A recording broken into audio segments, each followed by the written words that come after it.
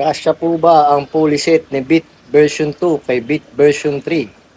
Okay, sagutin uli natin ngayon yan mga bossing. So, naging question and answer na tayo itong Facebook ko, no? Pero sige, dahil request nyo, okay, sagutin uli natin ngayon yan.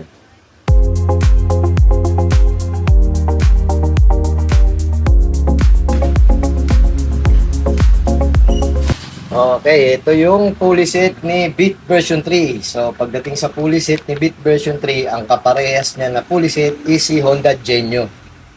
Yan ha, clear tayo dyan mga boss. Ang code niyan is KOJ. O, yan.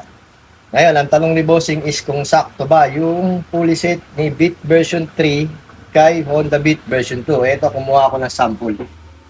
SeaWorks brand. Ito yung pulley set naman ni Bit version 2. Meron naman kaming stock nung genuine kaso per piraso pa kasi yun. Hanapin ko pa isa-isa katulad ng ganito per piraso. Pag genuine po kasi mga sir, wala naman nabibiling set. Ganito talaga per piraso isa-isa. Mga packaging nga isa-isa. So ayan, para alam niyo na rin.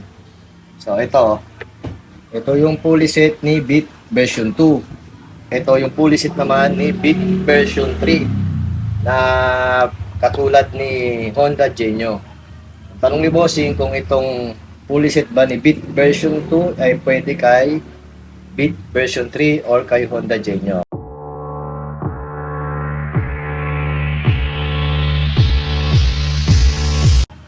Tanong ni Bossing kung itong pulley set ba ni Bit version 2 ay pwede kay Bit version 3 or kay Honda Genio. So, ang sagot dyan, Bossing, pwede. Pwede. Pero, meron kang kailangang i-check. O dapat may ma-sure mo muna to bago mo bili. So, kung bibili ka ng pulley set ni Bit version 2 at ilalagay mo sa Bit version 3, siguraduhin mong may kasama siyang pulley bushing. Yan. Dahil pag wala yan, hindi uubra yung bushing ni Bit version 3 dito. Maliit kasi yung butas ito. Compare dito, malaki yan. So, hindi papasok yung bushing. Pinasok mo to dyan, kalug to. Dahil malaki yung butas. So, kung maglalagay ka ng pulley set na aftermarket, at syempre, wala kang makikitang para kay Bit version 3. Wala pang ginawang ganun eh. Ang kailangan mo ay Bit version 2 o kaya Bit version 1 na pulley set. Siguraduhin mong yung bibilihin mong pulley set ay may kasamang bushing. Yan, plug and play na yan. Pag yan ang nakuha mo. And then, nga pala, yung bola, itong flyball na to, hindi to ubra dito. So, ang pang bibili mong flyball is pang version to din.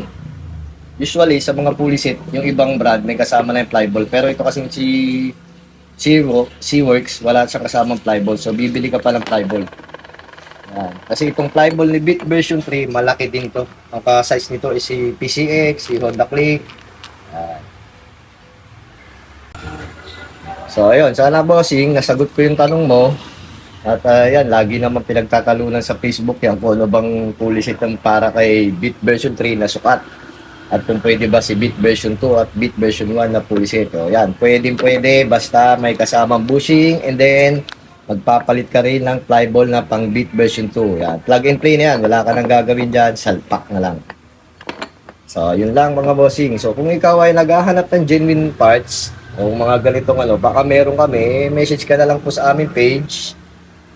Armind Motorcycle Shop or direct visit ka na po dito sa aming store. Ito lang po yun. Along Commonwealth Avenue.